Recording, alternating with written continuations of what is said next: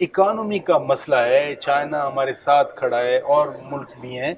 अभी आप care taker government हैं, ज़्यादा ज़िम्मेदारी आप पे डाली भी नहीं जा सकती, लेकिन फिर भी काबीना का इजलास होता है, प्राइम मिनिस्टर नवारुल्लाह काकड़ साहब काबीना के दोस्तों के साथ जब बैठते हैं, तो इकानमी के हवाले से, इकनॉमिक बूस्ट के हवाले से, इकानमी की स्ट्रेंथन करने के हवाले से क्या सोचती है आपकी हुकूमत?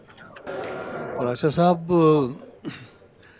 काबीना जब भी बैठती है उसके लिए सबसे मुकद्दम सबसे अहम इशू इकोनॉमी का ही रहता है। और सारे लोग सर जोड़ के यही सोचते रहते हैं कि किस तरह इस इम्पासे से हम बाहर निकल आएँ, इसलिए कि ये सिलसिला जो है पुराना है। ये मेरा ख़्याल है कि 2018 या उससे भी पहले का सिलसिला शुरू हुआ, जब मनूवरिंग की गई। और आपको याद होगा 2014 में धरना आया था इधर। धरना था, और वो धरना सीपैक को ही स्टॉल करने रोकने के लिए था। और बाकायदा हर तरफ से वो सपोर्ट किया गया था। ऊपर से मानो सलवा उतारा जाता था रोज़, और वहाँ रंगरलियाँ भी होती थी, शुगल मेला भी होता था। जी जी। लेकिन मकसद सिर्फ ये था कि प्रेसिडेंट शी का जो विजिट टू पाकिस्तान था। विजिट रोका जाए। हाँ, हाँ। और जो विजन है उनका बेल्ट एंड रोड का, ज़ाहिर है सीपैक एक्सटेंशन है उसका, जी जी जी।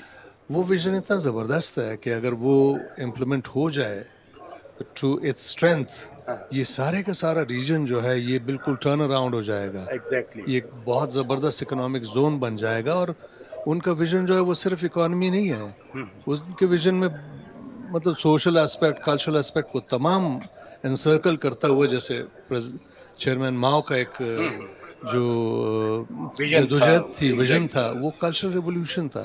कल्चरल रेवोल्यूशन क्यों कहा गया? चाइना वाहिद मुल्क है, चाइनीज़ वाहिद कौम है कि जिनका इंडिजिनस कल्चरल नैरेटिव कभी भी डिसमेंटल नहीं हुआ।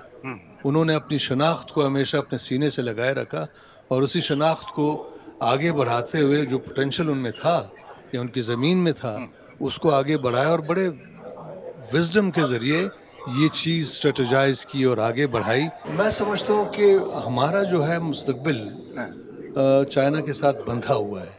अच्छा। हम चाइना को मोस्ट ट्रस्टेड फ्रेंड समझते हैं। वो जो आपने शुरू में कहा कि हिमालय से ऊंचा, हाँ, समंदरों से गहरी, ये बिल्कुल सही है। सही बात। और ये कोई नई बात नहीं है, कोई बेल्ट एंड सो रोड वाली नई आपने बात है, आपने ये तो दुरुस्त सिल्क फरमाया। रोड के ज़माने से आपने दुरुस्त चली आ रही फरमाया है।